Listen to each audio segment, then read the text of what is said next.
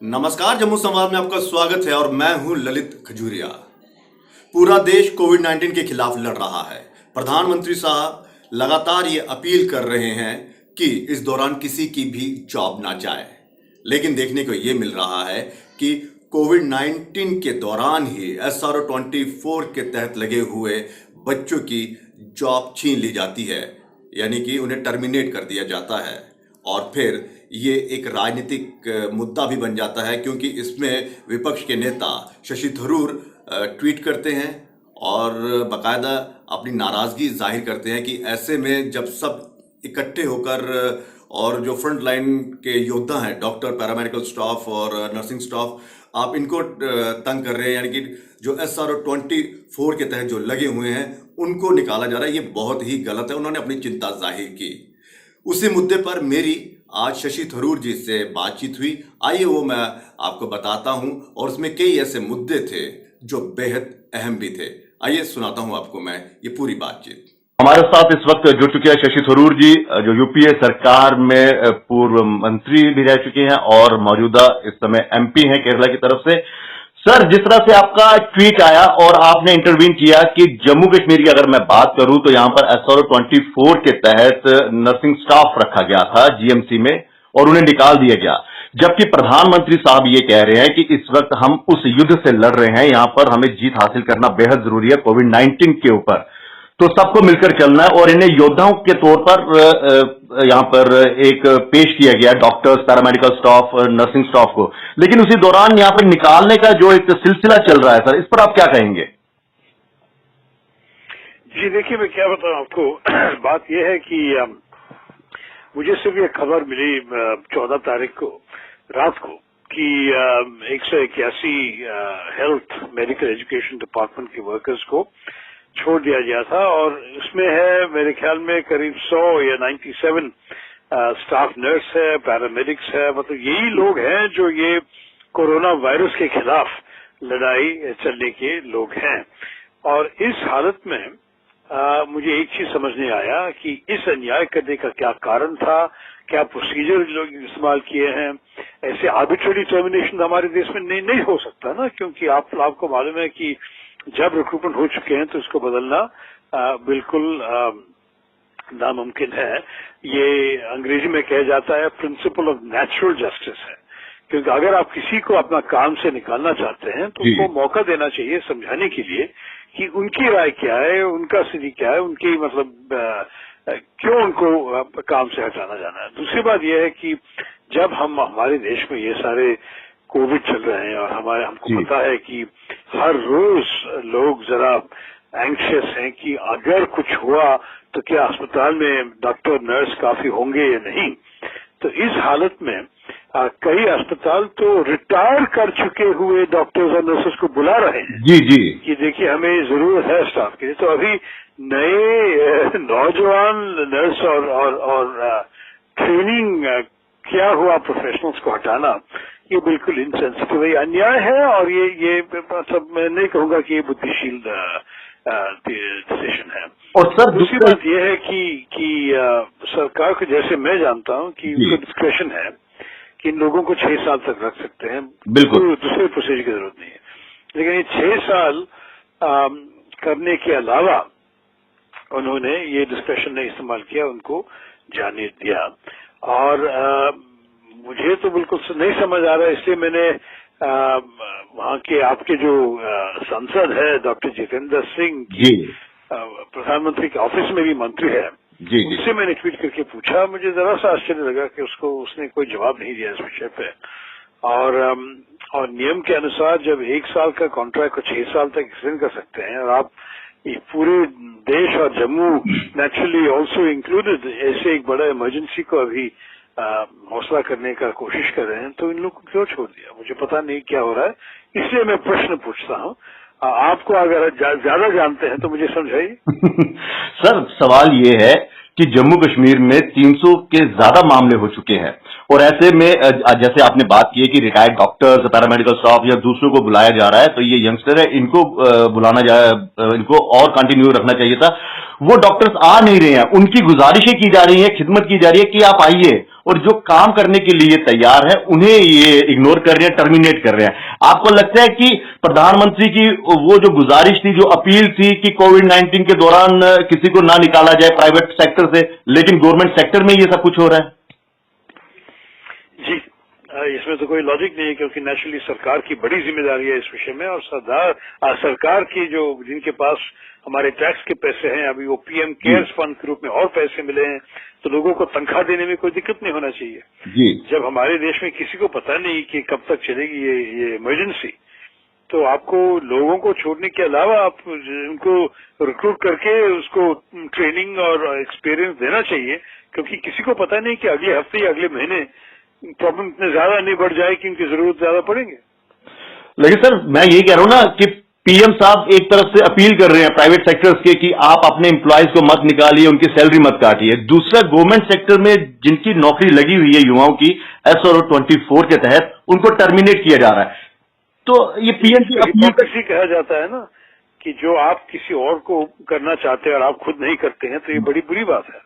तो मेरे ख्याल में अगर प्रधानमंत्री जो लोगों से ये सब पूछा, ये सब मांगा कि देखिए अब लोगों को मत छोड़ दे, मत जाने दीजिए, और आपकी सरकार ही ऐसे ही कर रहे हैं, तो उसका मतलब क्या होगा? लोग उनके शब्द को कैसे मानेंगे? मेरे ख्याल में उनको सोचना चाहिए कि ये सब जब करेंगे, एक अच्छा उदाहरण सरकार की तरफ से मिलना चाहिए लोगों को। और दूसरा सर, इन लोगों की सैलरी भी इतनी ज्यादा नहीं है इनमें। वो तो शायद दूसरे अन्याय है, लेकिन उस विषय पे मैं तो अभी नहीं जा रहा हूँ। उनको निकालना नहीं चाहिए था, उनको कॉन्ट्रैक्ट रिन्यू करके, अगर आप 6 साल नहीं देना चाहता हूं तो कम से कम 1 और साल दीजिए, उनका क्वालिटी देख लीजिए, और इस इमरजेंसी को फेसअप करने के लिए, हौसला करने के लिए कि हमारे पास इन लोगों को रहने दीजिए। और दूसरा सर, जिन डॉक्टर्स को, रिटायर्ड डॉक्टर्स को बुलाया जा रहा है या फिर पैरामेडिकल स्टाफ, इनको बुलाया जा रहा है, हेलो, हाँ, तो उनकी सैलरी जो है वो इतनी ज्यादा है कि वो देने के लिए इनके पास कह रहे हैं कि हमारे पास फंड नहीं है नए बच्चों को देने के लिए, वहां पर एडजस्ट करने की कोशिश की जा रही है। जी, इस पर आप नहीं, बुरी बात है। मैं तो बिल्कुल, आप जो मुझे कह रहे हैं मैं भी आपसे समझ रहा हूँ। मैं तो जम्मू में नहीं हूँ। जी जी। सिर्फ जो खबर मिली है हम अपने लोगों से, अपने नर्सेज से, वहाँ के लोग, मतलब जम्मू कश्मीर के लोग मुझे लिख के बताए कि ये सब हो रहा है। तो यही जानकारी है मेरी। जो आप कह रहे हैं कि बिल्कुल ये ठीक, मुझे लग रहा है कि जो आप कह रहे हैं ठीक है, और जो सरकार कर रही है ये तो ठीक नहीं है। अच्छा सर, अब इससे आगे मैं एक दूसरा सवाल करूंगा सर। यहाँ पर ये बार बार अपील की जा रही है प्राइवेट सेक्टर से, इंडस्ट्रियलिस्ट से या बड़े बड़े उद्योगपतियों से या जिनके बिजनेस है उनसे कि आप स्टाफ को मत निकालिए, आप उनकी सैलरी मत काटिए। लेकिन सवाल ये है कि क्या सरकार इन इंडस्ट्रियलिस्ट या फिर इन बिजनेसमैन के बारे में भी कुछ सोच रही है? अगर उनके पास पैसे नहीं आएंगे या उनको कोई राहत नहीं मिलेगी तो वो आगे किस तरह से देंगे? बस यही सही बात है। कई बिजनेस लोग भी मुझे बताया है उनकी तरफ से कि वो किसी को छोड़ना नहीं चाहते हैं, लेकिन बिजनेस तो सरकार के जैसे नहीं। सरकार को हमारे टैक्स मिलेंगे तो सरकार के पास पैसे हैं, लेकिन बिजनेस अगर काम नहीं किया, फैक्ट्री चला नहीं, मतलब जो मैन्युफैक्चरिंग को बेच नहीं सके, तो नेचुरली इनको पास तनख्वाह देने के लिए पैसे नहीं है। तो इसलिए मेरे ख्याल में बेहतर होगा कि हमारे देश में अगर आप प्राइवेट सेक्टर से कुछ मांग रहे हैं तो वो सरकार को करना ज्यादा आसान है, और जो प्राइवेट सेक्टर से आप मांग रहे हैं, आप प्राइवेट सेक्टर को कुछ किस्म की मदद देना चाहिए। टैक्स रिलीफ दे दीजिए, नहीं तो उनके लोन्स को माफ कीजिए या लोन्स पे इंटरेस्ट को कट कीजिए, कोई इंसेंटिव पैकेज देने से कि देखिए अगर आप स्टाफ को नहीं डिसमिस करेंगे तो आपको ये सारे बेनिफिट्स मिल जाएंगे। इस किस्म के दोनों तरफ से सरकार भी कुछ मदद दे सकते हैं और प्राइवेट सेक्टर भी जरा सा लॉस सहना पड़ेगा। बिल्कुल सर, मेरी भी जिस तरह से आपकी बात हो रही थी उनके बिजनेसमैन से या इंडस्ट्रियल से, मेरी भी इन लोगों से बात होती है सर। वो कह रहे कम से कम हमें एक राहत तो दी जाए, जैसे बिजली का बिल माफ हो गया या जिन्होंने किस्तें ली हुई हैं, लोन लिया हुआ है, उसकी किस्त थोड़ी सी कम कर दी जाए, पानी का बिल, क्योंकि ये बिल इतने जो बड़े बड़े मॉल्स वगैरह होते हैं जिनके बड़े बड़े बिजनेस हैं उनका ये बिल ही इतना ज्यादा जनरेट हो जाता है। वो कहते हैं अगर हम यहां से राहत मिले, चलिए हम यहां से राहत मिलेगी तो हम वहां पर एडजस्ट करेंगे। तो इस पर आपको क्या लगता है कि सरकार को सोचना चाहिए ना इन चीजों पे? बिल्कुल, सरकार तो कई चीजें के बारे में सोचा नहीं है और मेरी सिर्फ मुझे ये बुरा लग रहा है कि हमारी सरकार ने कई चीजें जैसे लॉकडाउन को अनाउंस किया बिना प्लानिंग से और लोगों को तैयारी करने के लिए समय नहीं दिया, इस किस्म की चीजें भी वो लोग अब तक सोचे नहीं है। सर एक आखिरी सवाल, ये सरकार के तो चलिए हम बात कर रहे हैं कि सरकार, क्योंकि अपोजिशन में जो यहाँ के लीडरों की मैं बात कर रहा हूं, आपकी कांग्रेस के लीडर भी यहाँ पर बहुत कमजोर हैं, वो भी इन मुद्दों को नहीं उठा पा रहे हैं, क्योंकि ये मुद्दा कांग्रेस के या अपोजिशन के लीडर्स को उठाना चाहिए था, ये जो नर्सिंग स्टाफ का जिनको निकाल दिया गया। यहाँ पर आपको क्या लगता है कि वाकई अपोजिशन का रोल जो है वो कुछ इस तरह से नहीं दिख रहा कि हाँ कि ये प्रॉब्लम्स जो है वो हाईलाइट की जाए? देखिए, वो तो मैं दूसरों के लिए बात नहीं कर सकता। मुझे एक अन्याय की खबर मिले मैं तो एक्शन लिया, लेकिन मेरे ख्याल में हमारे कांग्रेस नेताओं जो है वो अच्छी तरह काम कर रहे हैं। आपको पता है कि जम्मू कश्मीर में कई कठिनाइयां हैं सब लोगों के लिए, कोई भी राजनीतिक एक्टिविटी करना आसान नहीं है आजकल।